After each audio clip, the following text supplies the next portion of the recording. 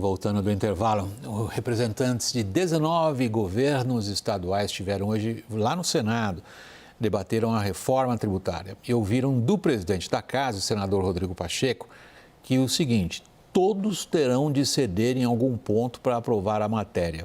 Acompanhe.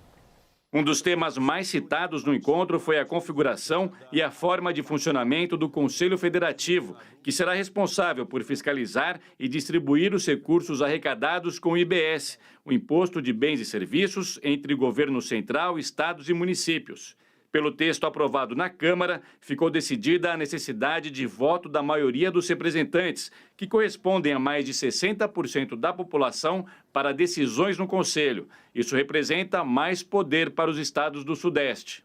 Outro tema sobre o qual não há consenso é o Fundo de Desenvolvimento Regional, que tem como objetivo reduzir as desigualdades entre as regiões.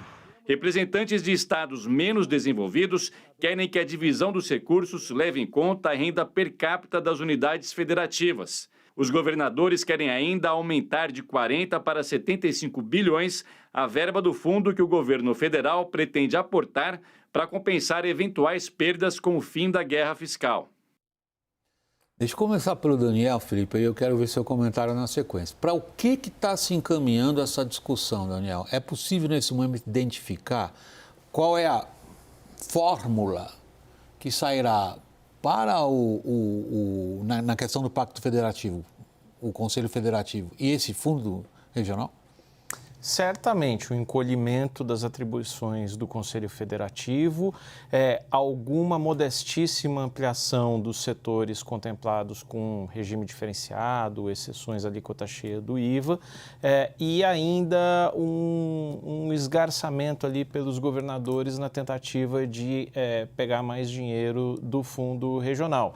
Isso é possível? É possível. Quando os estados e a União negociaram no início deste ano um acordo para reposição das perdas pelo ICMS no ano passado, graças àquelas desonerações sobre combustíveis. No começo, um pedia mais de 40 bi e a União estava disposta a ceder 10, 8, 13. Enfim, foram chegando a uma aproximação. No final das contas, chegou-se a acordo bem pela metade do caminho. Agora, essa metade do caminho, presume-se, foi alcançada lá na Câmara e não no Senado agora.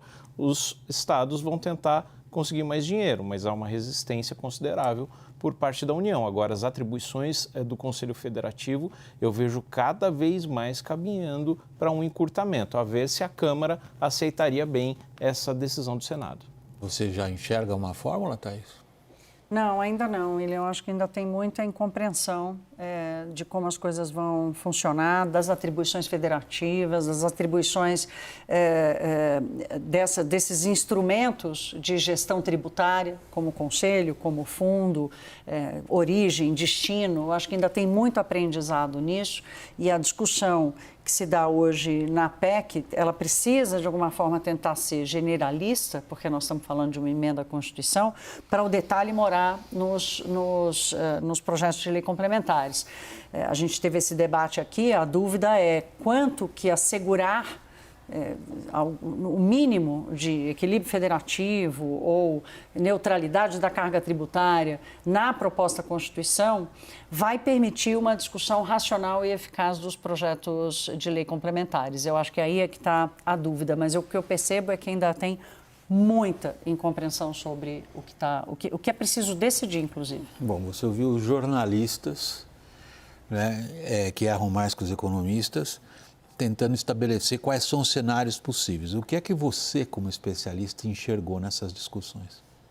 Pois é, eu tive inclusive um debate recente com o Bernardo Api. Aliás, diga-se de passagem que o Api é extremamente republicano, né? Participa, sabe que eu tenho um monte de críticas. Fomos à TV Senado, conversamos sobre o projeto e tudo, foi muito interessante. O Conselho Federativo, por que o Conselho Federativo? É porque nós estamos criando um imposto que vai ser o maior imposto da história desse país, que é a junção do ISS municipal com o ICMS estadual. Bom, quando você junta essas duas coisas, quem vai gerenciar? Se eu tenho 3 entes federados. A União ficou de fora porque vai ter o dela, que é a CBS. Junta PIS e COFINS. Resolvido. Agora, estados e municípios, os dois têm status constitucional exatamente igual do ponto de vista federativo. Quando se fala que 172 países adotam o IVA, Imposto sobre Valor Agregado ou Adicionado, quantos desses países são federações? Alemanha. Pois é, a gente começa a contar no dedo. E dessas federações, quantas têm 3 andares? Nenhuma. Então, o Brasil é um caso muito particular. Tem o Bundesland, que tem mais... dá para comparar. É uma unidade administrativa e tal, dá para né? comparar. Uma gestão local e tal. Agora, o conselho ele vai servir para 2 coisas. A argumentação é a seguinte. Quando você migra a tributação para o destino, o que quer dizer destino? É onde está o consumidor. Então, a Thaís está lá no Acre consumindo essa caneca. E aí foi produzida aqui em São Paulo. Hoje, a tributação é na origem, majoritariamente. Então, o Estado que produziu tem todo o incentivo para arrecadar. Aí, argumenta-se, quando for para o destino, São Paulo vai vender para o Acre, e aí por que São Paulo vai arrecadar e ainda repassar para o Estado de destino? Não, vamos criar o Conselho Federativo para que ele faça toda essa coordenação e garanta que a arrecadação vá para o destino. Ora, esse é um argumento de desconfiança federativa. E é em cima de São Paulo. Eu falo, como paulista, eu refugo esse argumento. Porque... Que é o que está acontecendo nas conversas dos governadores. E o governador Tarcísio está correto, estava correto de resistir nessa questão. Agora, o que nós estamos vendo? Né? O Conselho Federativo evitaria esse problema? Não precisa disso, basta você colocar na Constituição que é crime de responsabilidade não repassar a receita para quem é de direito. Mas e o tempo disso, Felipe? A Imediato. discussão é o quanto que vai ficar discricionário para o governador determinar o prazo que ele tem para mandar o crédito. Vai preso se não passar a receita. Pronto. Crime de responsabilidade. O TCE vai para cima. Não tem motivo para você querer uma estrutura que vai ter mais poder, para quem está nos ouvindo entender, do que qualquer governador de estado. Esse conselho vai ter 54 pessoas escolhidas 27, 27 mais 27, certo? Isso. Aí tem o critério populacional, que agora está sendo derrubado aí provavelmente pelo Senado, né? E essas 54 pessoas iluminadas vão decidir a arrecadação, a normatização do imposto, o regulamento, a partilha dos recursos e a devolução de crédito para os contribuintes. A partilha dos recursos, ela não é uma coisa automática, Felipe? Não.